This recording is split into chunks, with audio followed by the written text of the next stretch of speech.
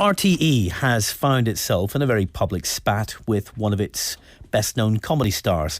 The comedian David McSavage, whose TV parody series, The Savage Eye, often pummels the Irish Catholic Church, has accused his bosses of dictatorial censorship, his words, after it refused to broadcast a sketch entitled Wild Nuns. That's a parody of the Diet Coke advertisement featuring three nuns staring at a semi-naked Jesus who's carrying a cross.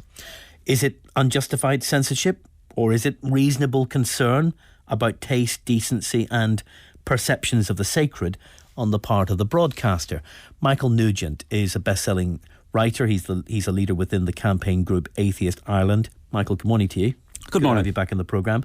And indeed, good to have Peter Lynas from Evangelical Alliance Northern Ireland back on the programme as well. Hi, Peter. Good morning. Good morning, William. Peter, do you support this kind of censorship, if that's what it is? Well, on the question, I suppose, should the sketch be shown, my answer is probably no, because it's really not funny. I mean, you've had a look at it, have you? I have had a look at it.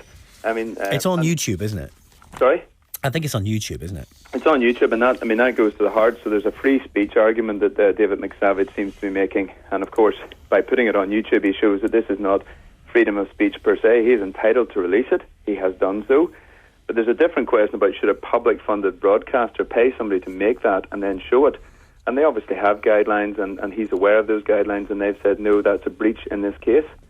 But for me, I think the key thing is it's actually not funny. Satire is supposed to be cutting edge. This is a very old advert. The Coke ad, a very old idea. And McSavage himself says, look, we're supposed to be living in a country that's secular and forward-thinking. That's his words about Ireland. That says the type of country that wouldn't actually worry about this.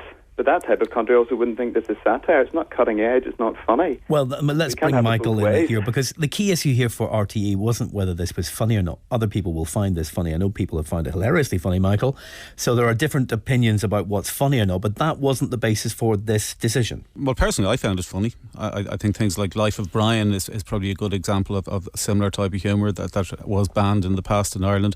I suspect the reason that this was banned is that RTE and other media in Ireland have been in effect self-censoring since we passed the law against blasphemy a few years back, and that law creates a kind of chilling effect on the decisions that media people will voluntarily make, because they're concerned that they might fall foul of a law that is both silly, because blasphemy is a silly offence anyway, because the creator of the universe, if he exists, doesn't depend on RTE and the Irish legislature to protect its interests, and it's also quite dangerous because of its impact internationally in encouraging Islamic states at the United Nations to cite the Irish blasphemy law as an example of why blasphemy laws should be introduced around the world. But Peter's just made the point that this is available on YouTube. David McSavage has broadcasted himself on a YouTube channel. So if he did so within Ireland, that would be in breach of the law if there was a law to be breached here.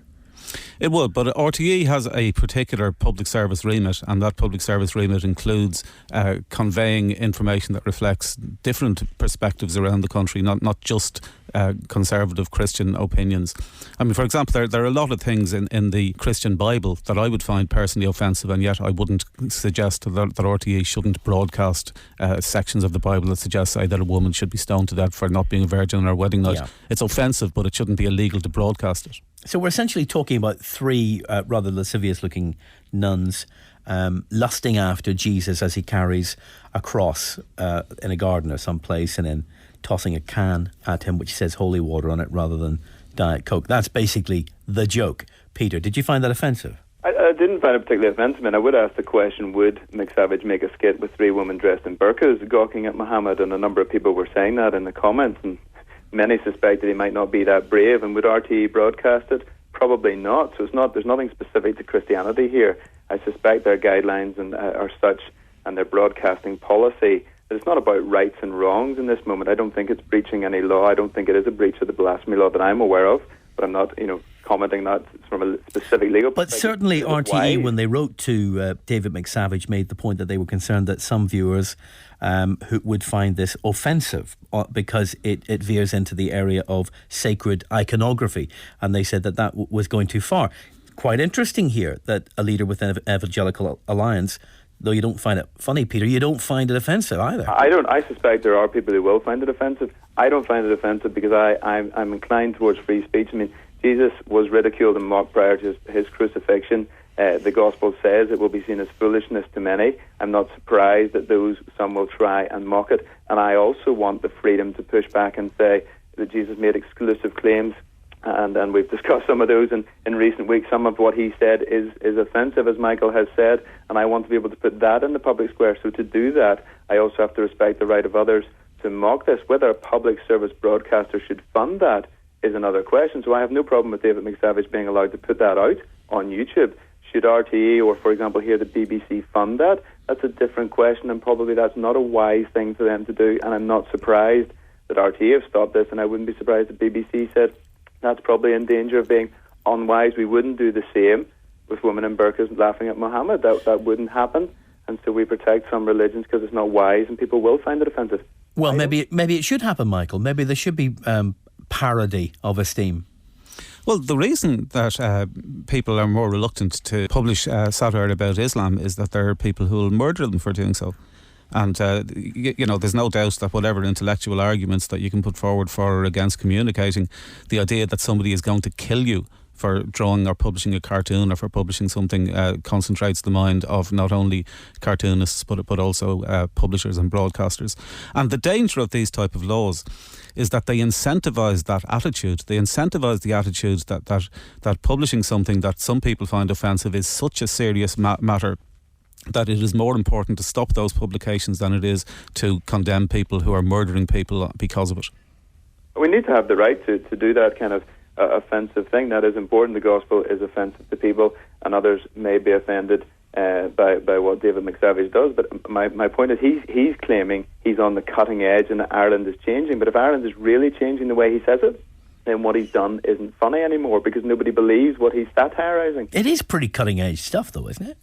But in what way? He's saying Ireland is now a secular move-ahead country. Nobody has these old-fashioned Catholic views. So why mock a view that's 10 years out of date? That's not cutting edge. Mock secularists, mock Islam, mock the new Ireland that doesn't have a moral compass. That would be fun. That would be satirical. That would be on the edge. This Catholic Ireland that he's mocking, he says, doesn't exist.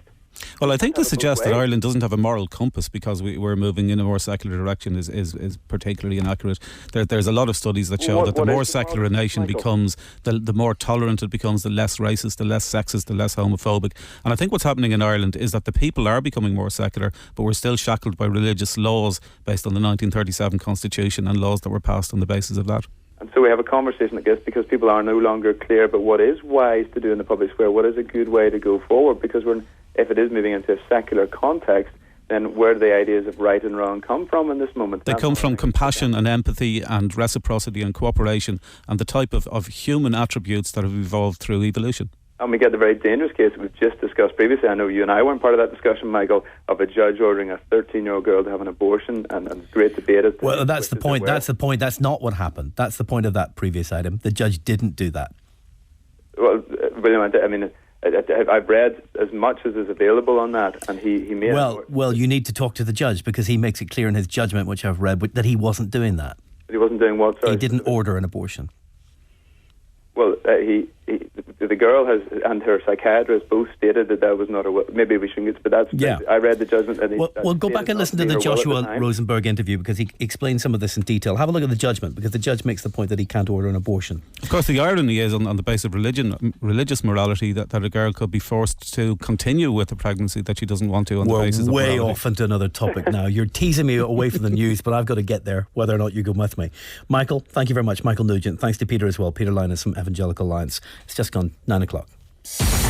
On 92 to 95 FM and 1341 medium wave. This is BBC Radio Ulster.